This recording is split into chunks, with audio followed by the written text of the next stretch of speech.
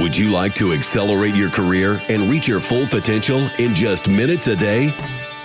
Welcome to the LEADx Show with New York Times best-selling author and Inc. 500 entrepreneur, Kevin Kruse. Want some career advice from Alan Alda? Hello, everyone. Kevin Kruse here. Welcome to the LEADx Show, where, of course, we help you to stand out and to get ahead. Friendly reminder, at LEADx, we're on a mission over the next 10 years to catalyze 100 million leaders. One way we do this is by offering free world-class training to anyone, anywhere, at any time. You heard that it was free, right? Tell all the managers in your company to visit leadx.org to check out the course of the day. And today we have part 2 of my interview with the legendary actor, writer, director, Alan Alda. Friendly reminder, the audio quality is a little different because I was recording in Alan Alda's conference room in New York City.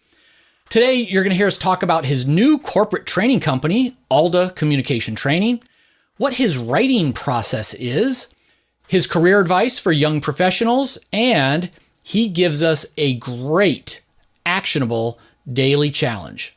Let's begin.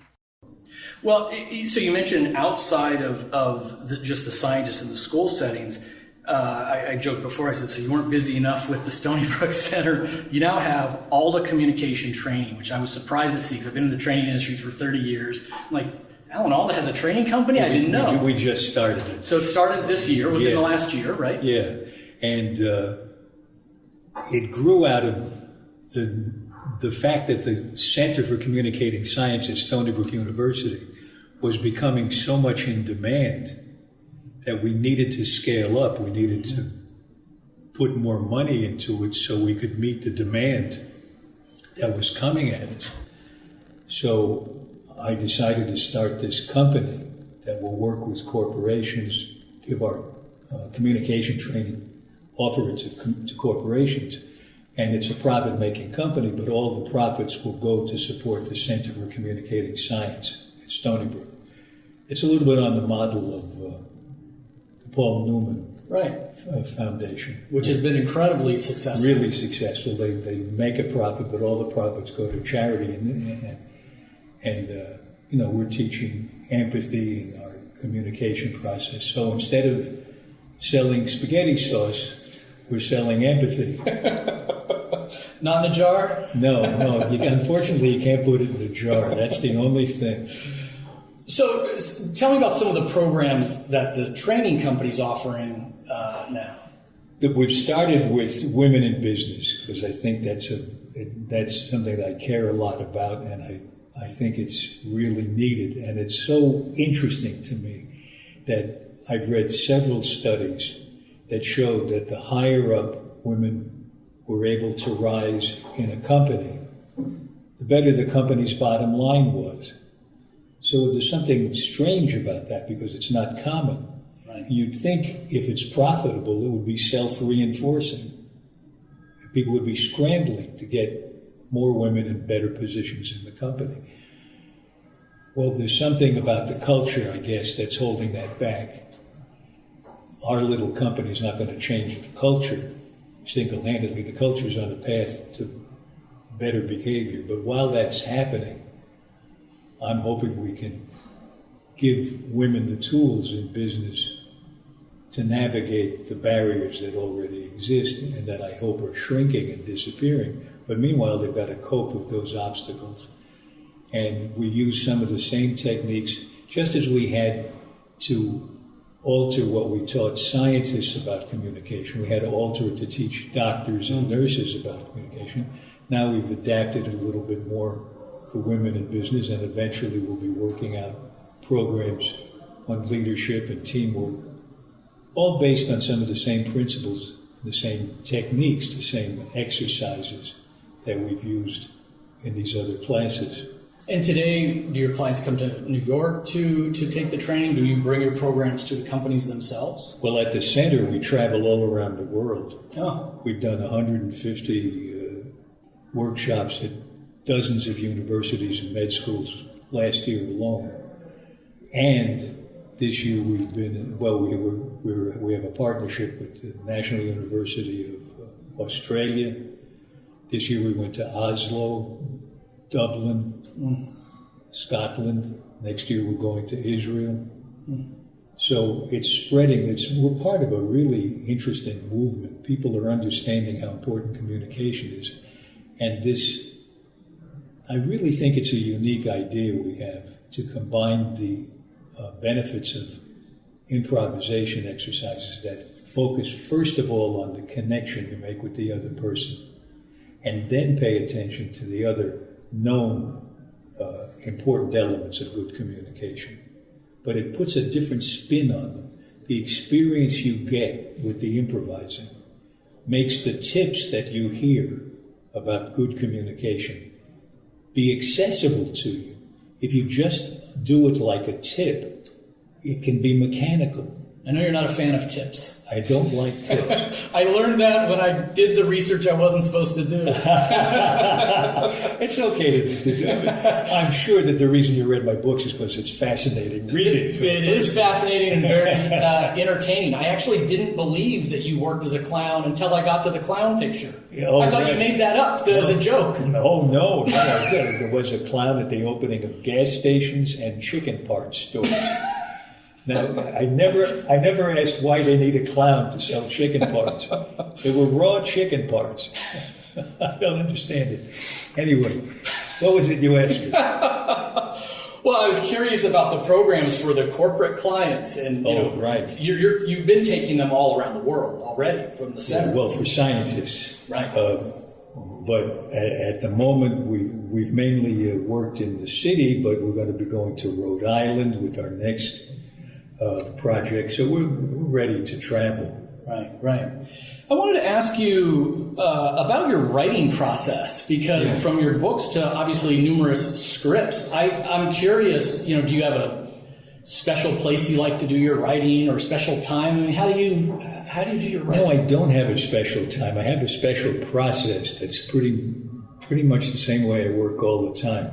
I find to get focused on a project, and this is interesting, it goes beyond writing. It might even go beyond some of the things that your listeners engage in. Because when I get started on any project, even if it's changing my diet or writing something, it takes me about 3 weeks to focus my brain on that so that I'm impelled, I have impulses to do what I want to do. And in the back of my head, the work is going on. I prime the pump, and I let the work go on in the back of my head. And when it's ready to come out, in the writing aspect of this, when it's ready to come out, I write it down. I've written lines for this book while at a red light, waiting for the light to change. Take out my iPhone and write down the sentence. I hope you're not behind the wheel. No. We need to clear that up. Standing on the curb, right. And I don't cross if the light turns. But a while back, I learned a process from Norman Lear that was really valuable. It's to get everything down before you start editing it. He had a failure story that was wonderful. He was trying to write a half-hour script, and he was suffering from writer's block. And he locked himself in a hotel room for 10 days, hoping he would do nothing but write this half-hour script. And at the end of 10 days, they carried him out on a stretcher, and he had 1 page in the typewriter with 1 sentence on it. Oh, wow. He was stuck because he kept thinking, remember I said before, it's not a good idea to think, how am I doing? Yeah. That's what he was doing. He wrote that sentence and he thought, is that the best sentence I can write? Maybe I can do another one. Let's see. No, that's no good. This is like you're reading my mind as a writer. This is why the pain you see on my face is the chatter. We all suffer from this. You got to not worry how you're doing. I divide it into 2 ways of working, 2 ways of thinking. One is totally subjective, and the other is totally objective. The subjective part is you just pour it out. Pour it out on a page, on a screen, or the way Norman did it. He was encouraged by a psychiatrist to dictate it. and not ever go back and listen to what he said. And for years I wrote that way. And I could write a half-hour script sometimes in a couple of days because I got it all out. That's the first step. The next step is to be objective, to look at a transcription of what you've written and cross out every rotten thing that's there. And if you look at it as if somebody else wrote it, which you will because you won't remember writing it, because you just spurted it out. Right. You say, well, that's no damn good. Now you got a bunch of good things, but they need transitions. And transitions are the most important part. Because transitions are how you keep somebody going from one good thing to another. And you don't stop dead and have to start all over again. You keep stopping and starting. It's the way bullfighters tire out bulls. You don't want to tire out the reader. So good transitions are important. And then for good transitions, I go back to the subjective thing again. And then I go back to the objective. And then I go back and forth between those two ways of thinking. And it shortens the writing time for me. But more importantly, it's more creative because the back of my head knows more about this than the front of my head.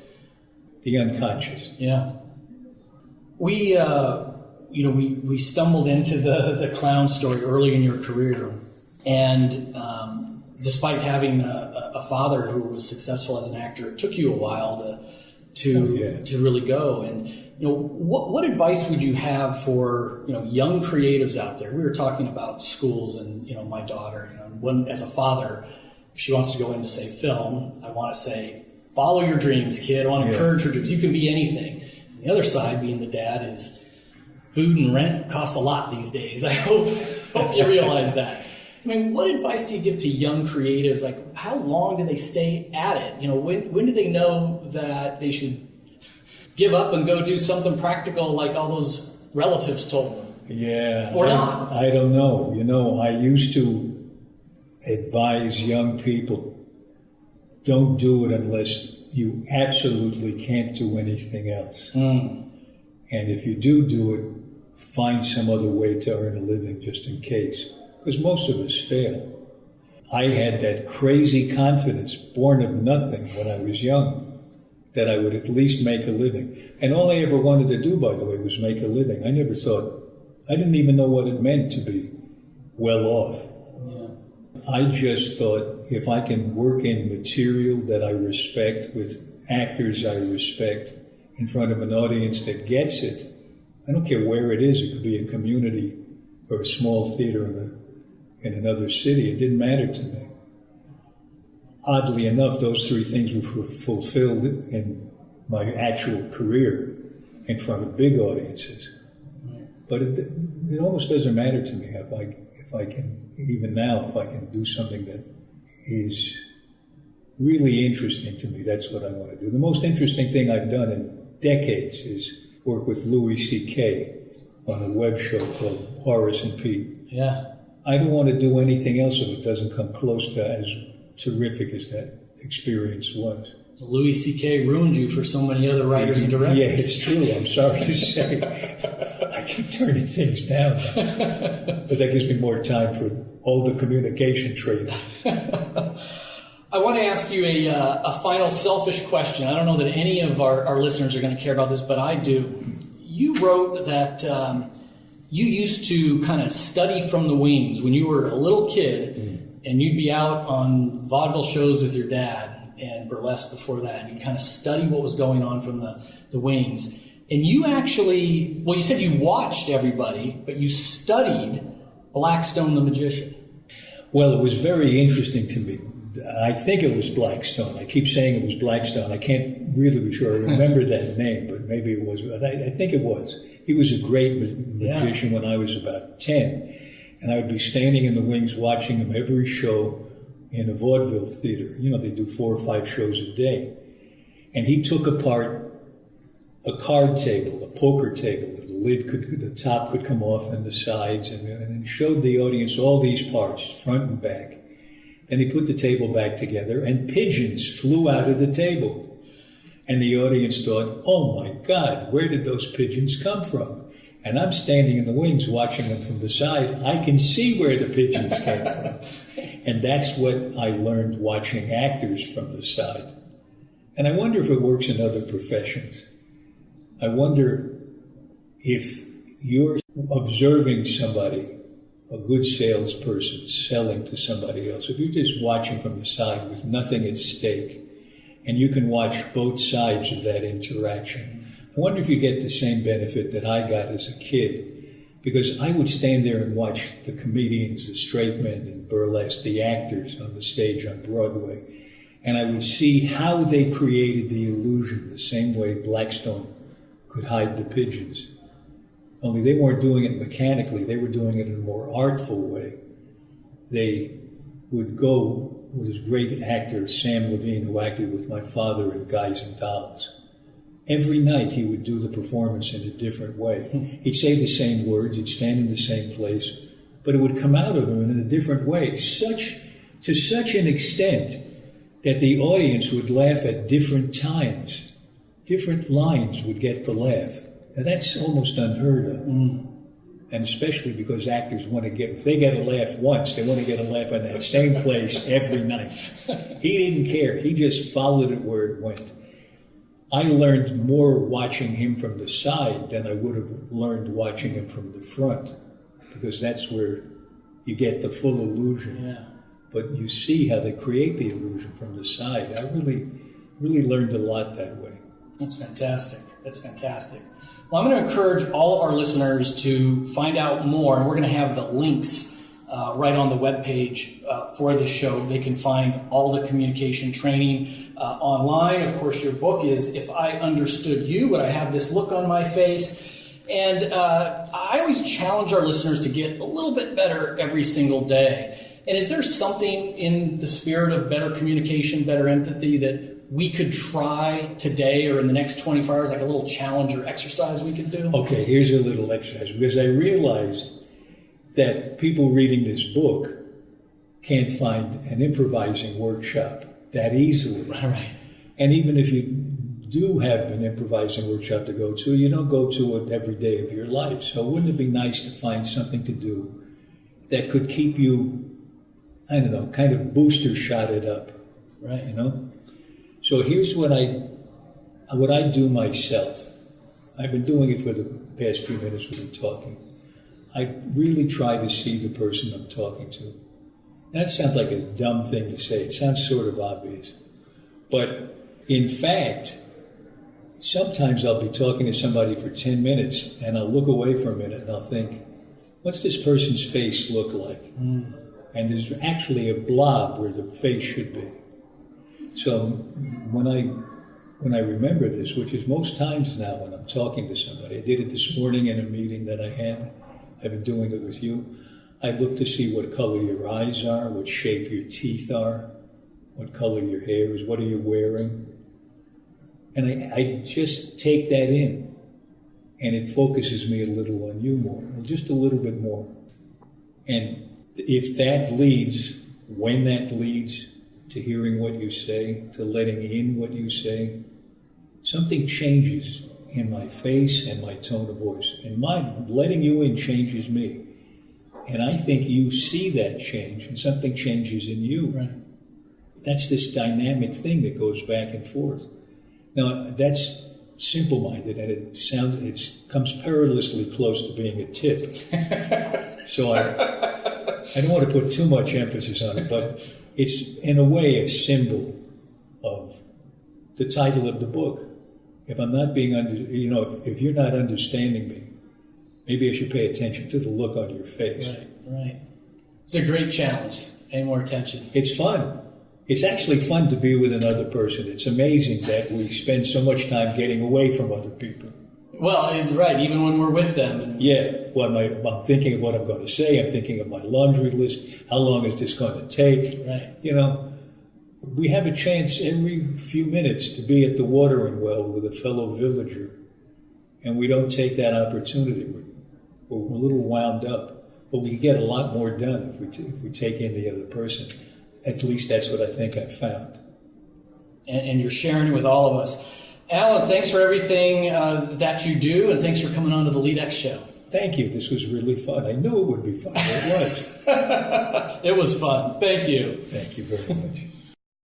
Friends, before we go, remember, at LEADx, we're on a mission to give free leadership training and professional development to everyone, anywhere, at any time. Visit leadx.org, that is, to check out our course of the day, or visit leadx.org/Branson to download our free ebook, Richard Branson's 7 Secrets to Leadership.